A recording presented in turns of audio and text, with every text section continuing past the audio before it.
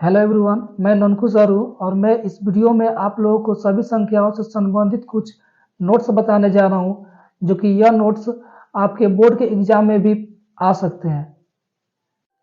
तो आइए बोर्ड पर हम लोग देखते हैं। इसमें पहला जो नोट्स है कह रहा है कि प्रत्येक प्राकृत संख्या पूर्ण संख्या होती है। तो इसको हम लोग समझने की कोशिश करेंगे कि जितने भी प्राकृत संख्या है वो सभी पूर्ण संख्या भी होती है, क्योंकि प्राकृत संख्या जो होती है ना, वो एक से लेकर इन्फिनिटी तक जाती है और पूर्ण संख्या जो होती है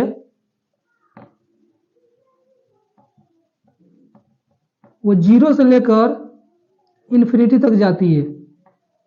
तो इसमें प्राकृत संख्या जो है यानी एक जो है प्राकृत संख्या है और वो पूर्ण संख्या भी है।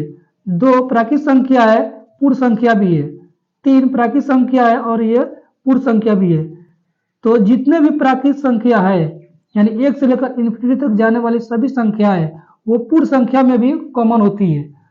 तो इसीलिए है ना, ये कह रहा है कि प्रत्येक प्राकृत संख्या पूर्ण संख्या होती है। तो जो कि आप लोग देख सकते हैं कि जितने भी ये प्राकृत संख्या है वो सभी पूर्ण संख्या भी होती है। दूसरा है प्रत्येक पूर्ण संख्या प्राकृत संख्या नहीं होती है। तो इसको हम लोग समझेंगे कि जितने भी ये पूर्ण संख्या है वो सभी प्राकृत संख्या नहीं होती है। क्यों? क्योंकि पूर्ण संख्या में सबसे छोटी पूर्ण संख्या 0 होती है और 0 प्राकृत संख्या नहीं है ना, क्योंकि 0 जो है वो प्राकृत संख्या के जैसे में नहीं आता है। वो प्राकृत संख्या जो होती है वो 1 से स्टार्ट होती है और इन्फिनिटी तक जाती है, और पूर्ण संख्या जो होती है वो 0 से स्टार्ट होती है और ये इन्फिनिटी तक जाती है। तो 0 को छोड़कर जितने भी संख्याएं हैं यानी 1 से लेकर इन्फिनिटी तक जो जाती है संख्या है वो सभी पूर्ण संख्या है, प्राकृत संख्या हो सकती है लेकिन 0 नहीं हो सकता है। ठीक है, इसलिए कह रहा है कि प्रत्येक पूर्ण संख्या प्राकृत संख्या नहीं होती है। क्यों? क्योंकि 0 पूर्ण संख्या है लेकिन प्राकृत संख्या नहीं है, और सभी प्राकृत संख्याएं पूर्ण संख्या होती है, क्योंकि एक पूर्ण संख्या है, एक प्राकृत संख्या है और वो पूर्ण संख्या भी है। 2 प्राकृत संख्या है और ये पूर्ण संख्या भी है। तो रूल नंबर 3 जो दिया है कह रहा है कि प्रत्येक प्राकृत संख्या पूर्णांक संख्या होती है। यानी जितने भी प्राकृत संख्या है यानी कि 1 2 3 4 5 डैश इन्फिनिटी, ये सभी प्राकृत संख्याएं पूर्णांक संख्या भी होती है। क्योंकि पूर्णांक संख्या जो होती है वो 3 प्रकार की होती है। एक होता है धन पूर्णांक संख्या, दूसरा होता है ऋण पूर्णांक संख्या और तीसरा होता है शून्य पूर्णांक संख्या। तो धन पूर्णांक संख्या के जो जैसे में आता है वो 1 से ही स्टार्ट होता है, 1 2 3 4, और ये जो संख्याएं होती है ना, ये भी इन्फिनिटी तक जाती है, धन पूर्णांक संख्या है। तो ये सभी संख्याएं प्राकृत संख्या भी होती है। उसके बाद दिया है 4 नंबर, प्रत्येक पूर्णांक संख्या प्राकृत संख्या नहीं होती है। इसका मतलब है कि जितने भी ये पूर्णांक संख्या है यानी धन पूर्णांक संख्या, ऋण पूर्णांक संख्या और शून्य पूर्णांक संख्या, ये सभी संख्याएं प्राकृत संख्या नहीं होती है।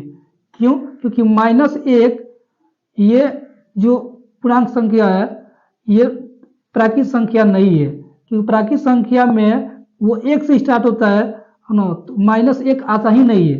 -2 ये भी प्राकृत संख्या नहीं है, -3 ये भी प्राकृत संख्या नहीं है, और 0 वाली भी जितनी भी संख्याएं होती है ना, जो दशमलव में होती है, वो भी सभी संख्याएं प्राकृत संख्या नहीं होती है। तो इसीलिए ये कह रहा है कि प्रत्येक पूर्णांक संख्या प्राकृत संख्या नहीं होती है, लेकिन सभी प्राकृत संख्याएं पूर्णांक संख्या हो सकती है। 5 नंबर दिया है प्रत्येक प्राकृत संख्या परिमेय संख्या होती है। एग्जाम्पल के जरिए हम लोग समझेंगे इसको कि जितने भी प्राकृत संख्या होती है यानी 1 2 3 4 5, ये सभी परिमेय संख्या भी होती है। क्यों? परिमेय संख्या को हम लोग p बाई क्यू के रूप में लिख सकते हैं। ठीक है, तो जो एक है ना, ये प्राकृत संख्या है और इसके नीचे कुछ नहीं है तो बटा में एक है, एक छिपा रहता है, तो ये p बाई और q के रूप में हो गया, p बाई क्यू के रूप में हो गया, तो ये एक परिमेय संख्या हो गया, है ना। अब इसके बाद यह है दो भी प्राकृत संख्या है ना, इसको भी हम p बाई क्यू के रूप में लिख सकते हैं, जैसे 2/1, तो ये भी परिमेय संख्या हो गया।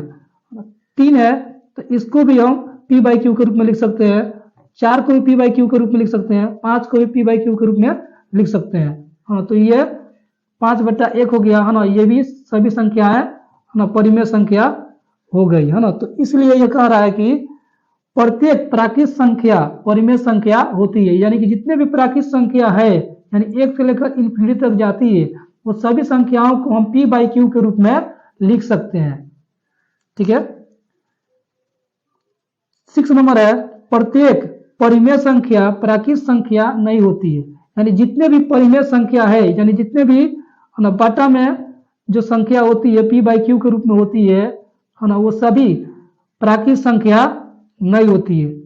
ठीक है, जैसे मान लीजिए दिया है 2/7 है, तो 2/7 ये प्राकृत संख्या के कैटेगरी में आता ही नहीं है ना, क्योंकि प्राकृत संख्या जो होती है वो 1 से स्टार्ट होती है और इन्फिनिटी तक जाती है।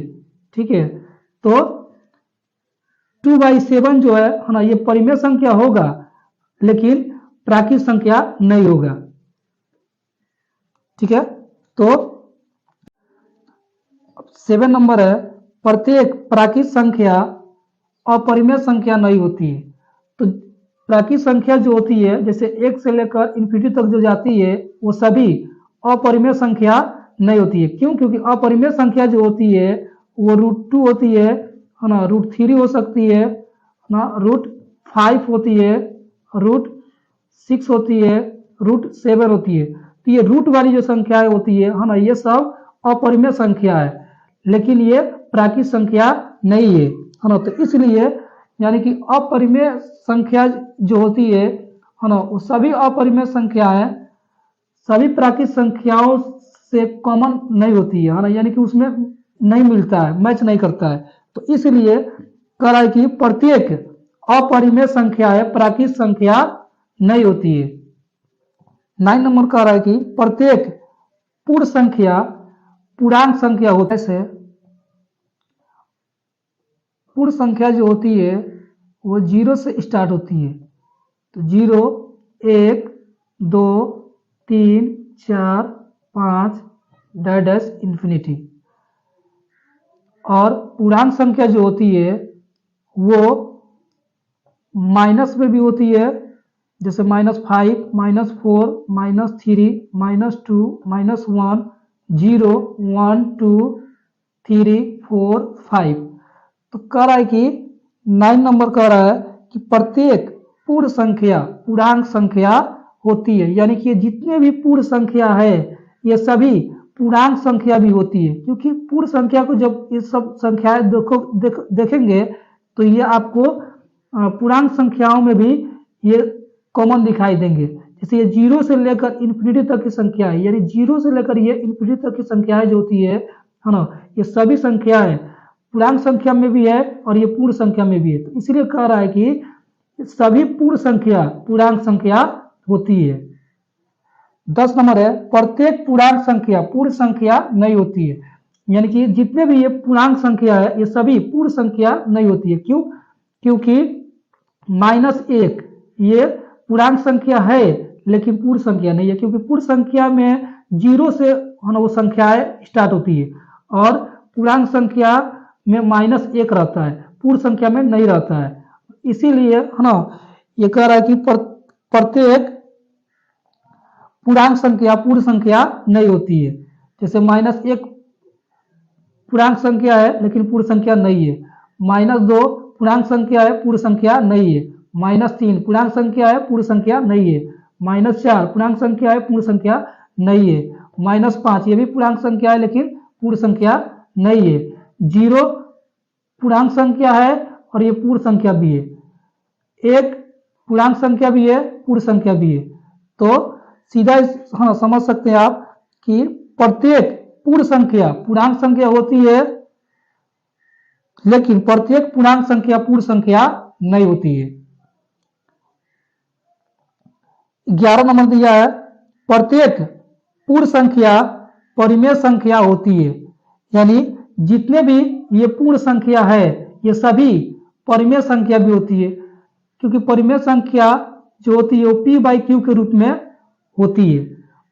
और जैसे जितने भी ये पूर्ण संख्या है यानी कि 0, 1, 2, 3, 4, 5, 6 डैश डैश इंफिनिटी, ये सभी परिमेय संख्या भी हो जाएगा, क्योंकि इसके नीचे कुछ नहीं है तो एक है, एक छिपा है ना। तो ये ऑलरेडी p बाई क्यू के रूप में है, तो इसलिए हम इसको बोल सकते हैं, कह सकते हैं कि सभी पूर्ण संख्याएं परिमेय संख्या होती है। 12 नंबर दिया है, प्रत्येक परिमेय संख्या पूर्ण संख्या नहीं होती है। इसको हम लोग समझेंगे कि कह रहा है कि प्रत्येक परिमेय संख्या, जैसे कि मान लीजिए अगर 3/2 दिया है तो ये एक परिमेय संख्या है, लेकिन ये पूर्ण संख्या नहीं है, क्योंकि पूर्ण संख्या में ये नहीं आता है। पूर्ण संख्या तो 0 से स्टार्ट होता है, 1, 2, 3, 4 ऐसे जाता है, लेकिन ये जो परिमेय संख्या है 3/2 ये परिमेय तो है लेकिन ये पूर्ण नहीं है।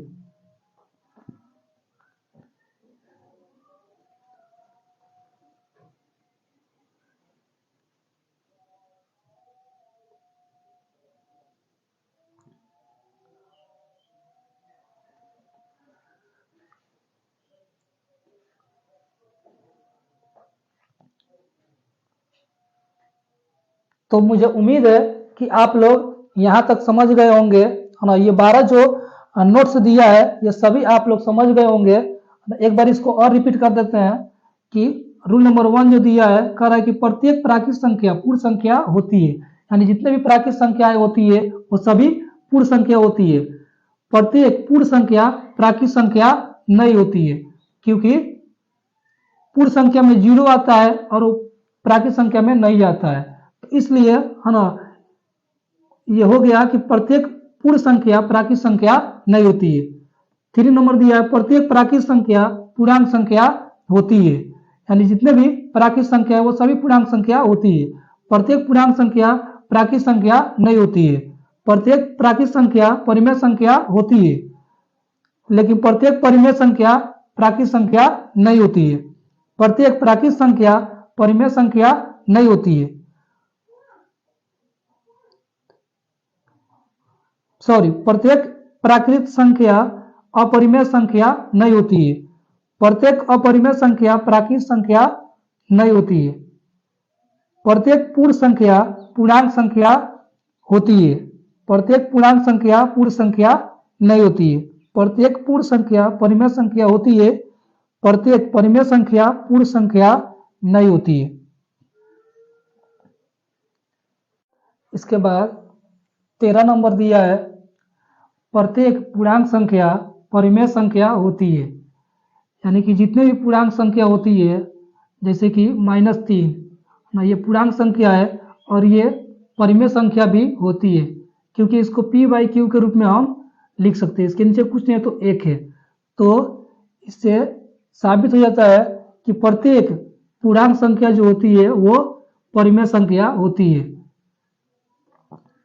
14 नंबर है, प्रत्येक परिमेय संख्या पूर्णांक संख्या नहीं होती है। जैसे कि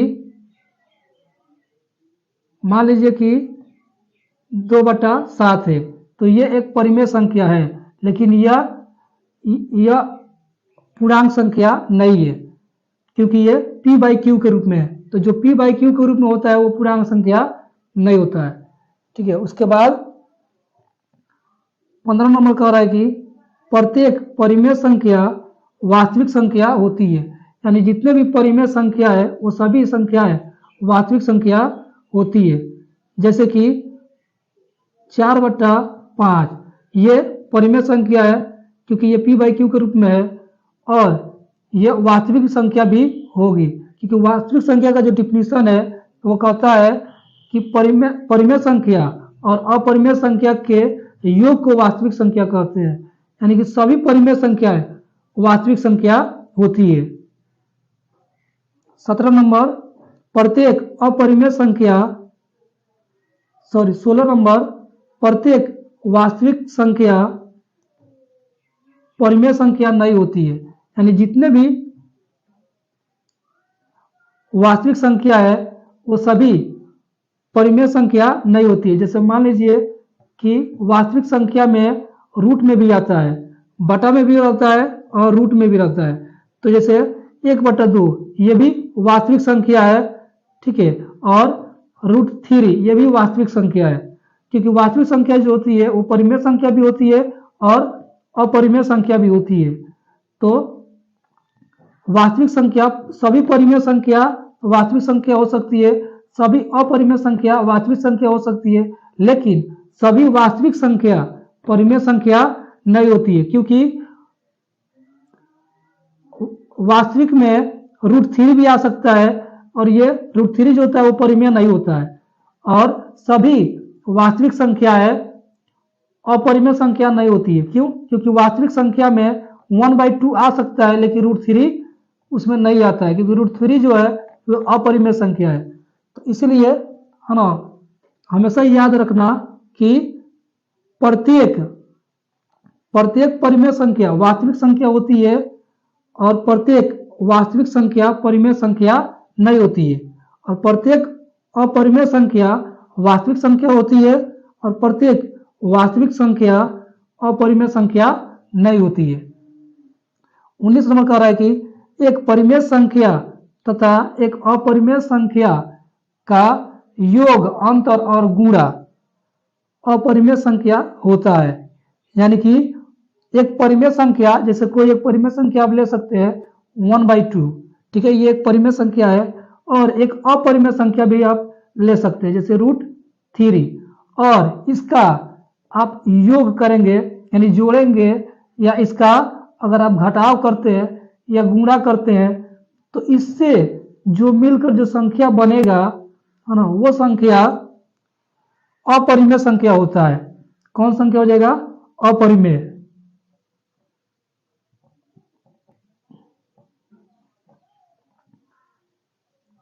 क्यों? क्योंकि जो अपरिमेय जो संख्या होता है, अपरिमेय जो संख्या होता है वो उसका पूर्ण वैल्यू नहीं निकलता है, क्योंकि √3 का जो हम मान निकालेंगे तो यह कंफर्म नहीं आ पाएगा, पूरा कंप्लीट नहीं आ पाता है। तो अब इसमें इसका जो मान है ये पूर्ण नहीं है, अब इसका मान ही पूर्ण नहीं है और उसमें भी और 1/2 और जोड़ देंगे तभी तो उसका मान पूर्ण नहीं हो पाएगा। तो इसीलिए यह है ना अपरिमेय संख्या ही कहलाती है। तो कहा कि एक परिमेय संख्या तथा एक अपरिमेय संख्या का योग, अंतर और गुणा अपरिमेय संख्या कहलाता है। यानी कोई भी परिमेय संख्या हो है ना, और एक अपरिमेय संख्या, जब उसको हम जोड़ेंगे या घटाएंगे या गुणा करेंगे परिमेय में अपरिमेय से, तो वो अपरिमेय संख्या ही बनेगा हमेशा। 20 नंबर है, दो परिमेय संख्याओं के बीच अनगिनत परिमेय संख्या होती है। अगर कोई भी परिमेय संख्या आप देखते हैं तो मान लीजिए कि 2 है और 3 है, ये भी दोनों परिमेय संख्या है, और इसके बीच में अनगिनत परिमेय संख्याएं आती है, जैसे 2/1, ये इन दोनों के बीच में ही आती है। ये 2/1 जो है ये 2 से बड़ा होता है और 3 से छोटा होता है, इसके बीच का ही संख्या है 2/2, 2/3, 2/4। तो इस तरह से हम अनगिनत इसमें हम परिमेय संख्या ज्ञात कर सकते हैं।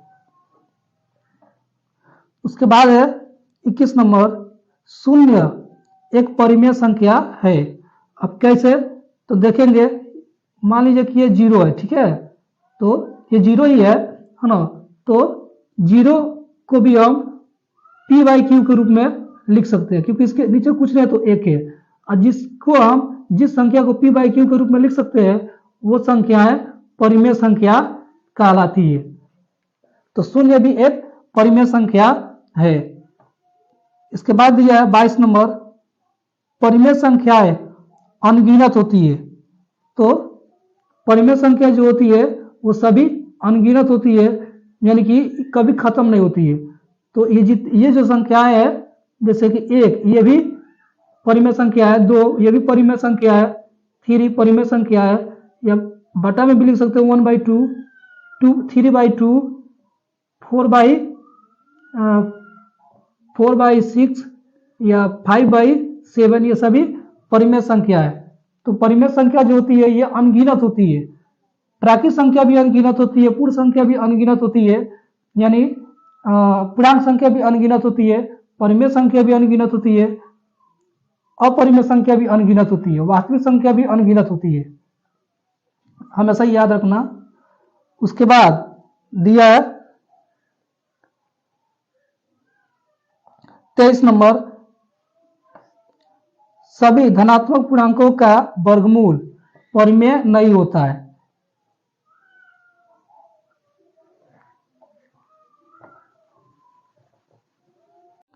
तो 23 नंबर कह रहा है कि सभी धनात्मक पूर्णांकों का वर्गमूल परिमेय नहीं होता है, यानी जितने भी धनात्मक पूर्णांक संख्या है, यानी प्लस वाली धन वाली संख्या है, जैसे कि 1 हो गया, 2 हो गया, 3 है, 4 है, 5 है, 6 है, ये सभी धन पूर्णांक संख्या है। और इसका जब हम वर्गमूल निकालेंगे, है ना, तो जैसे 1 का वर्गमूल निकालेंगे तो वो 1 ही होगा, 2 का वर्गमूल निकालेंगे तो वो दशमलव में जाएगा, है ना, 3 का वर्गमूल निकालेंगे तो वो भी दशमलव जाएगा, 4 का वर्गमूल निकालेंगे, है ना, तो वो 2 आ जाएगा, ठीक है। 5 का निकालेंगे तो वो भी, है ना, दशमलव में जाएगा, 6 का भी। तो कह रहा है कि सभी धनात्मक पूर्णांकों का वर्गमूल परिमेय नहीं होता है, यानी कि जब इस सब का हम जो धन पूर्णांक संख्या जो दिया है इसका जब हम वर्गमूल किए तो वर्गमूल निकाले तो इसका सब ये परिमेय संख्या नहीं हुआ। परिमेय संख्या बस 1 का ही 1 का वर्गमूल निकाले तो ये एक परिमेय आया, 4 का निकाले वर्गमूल तो ये 2 आया और ये भी परिमेय संख्या है। बाकी जो संख्याएं हुआ है ना ये अपरिमेय संख्या हो गया, ठीक है। तो इसीलिए कह रहा है कि सभी धनात्मक पूर्णांकों का वर्गमूल परिमेय नहीं होता है। 24 नंबर कह रहा है कि सभी धनात्मक पूर्णांकों का वर्गमूल अपरिमेय नहीं होता है। तो यह भी सही है कि सभी जो ये धन पूर्णांक संख्याएं हैं उनका जब हम वर्गमूल किए तो सब अपरिमेय भी नहीं हुआ, क्योंकि ये तो अपरिमेय हो गया, ये अपरिमेय हो गया, √5 भी अपरिमेय है, √6 भी अपरिमेय है, √2 भी अपरिमेय है, √3 भी अपरिमेय है, लेकिन √1 जब किए, है ना, 1 का जब वर्गमूल निकाले तो ये परिमेय हो गया, 4 का वर्गमूल निकाले तो ये परिमेय हो गया। तो कुछ कुछ परिमेय होता है और कुछ कुछ अपरिमेय होता है, लेकिन सभी परिमेय नहीं होता है और सभी अपरिमेय भी नहीं होता है। 25 नंबर कह रहा है कि परिमेय संख्या को p/q के रूप में लिखा जा सकता है। तो यह भी सही है, यानी परिमेय संख्या का डिफिनीशन, है ना, जो पिछले हम आप लोगों को जो पिछले जो वीडियो बनाए थे उसमें आप लोग देख सकते हैं। तो यानी परिमेय संख्या को हम p/q के रूप में लिख सकते हैं और अपरिमेय संख्या को p/q के रूप में नहीं लिख सकते हैं। तो आइए इसके बाद हम लोग 27 नंबर देखते हैं। 27 नंबर कह रहा है कि संख्या रेखा को वास्तविक संख्या रेखा भी कहा जाता है। तो यह हमेशा याद रखना कि संख्या रेखा जो होती है उनको हम वास्तविक संख्या रेखा भी कहते हैं। 28 नंबर कह रहा है कि परिमेय संख्या के समुच्चय और अपरिमेय संख्या के समुच्चय में एक भी संख्या उभयनिष्ठ नहीं होती है। यानी आप लोग देखेंगे कि परिमेय संख्या जो होती है, यानी कि p/q वाली जो जितनी भी संख्याएं होती है ना, या ऐसे सिंपल भी कोई संख्या जो होती है ना, डिजिट होती है, तो ये सभी संख्याएं परिमेय संख्या होती है। और परिमेय संख्या का जो सेट है यानी समूह है, जो दल है, और अपरिमेय संख्या जो होती है वो रूट वाली होती है ना, जैसे √2, √3। तो ये सभी संख्याएं यानी परिमेय संख्या के समूह और अपरिमेय संख्या के समूह में अगर दोनों को हम मिलाते हैं तो देखते हैं कि एक भी संख्या एक दूसरे से मैच नहीं करती है, यानी एक दूसरे से ये यानी कि परिमेय संख्या के जैसे में जितने भी संख्याएं हैं और अपरिमेय संख्या के जैसे में जितनी भी संख्याएं होती है वो दोनों में से एक भी संख्या एक दूसरे से मिलती नहीं है। तो 29 नंबर दिया है, किसी अपरिमेय संख्या को परिमेय संख्या के रूप में बदलने की क्रिया को परिमेयकरण कहते हैं।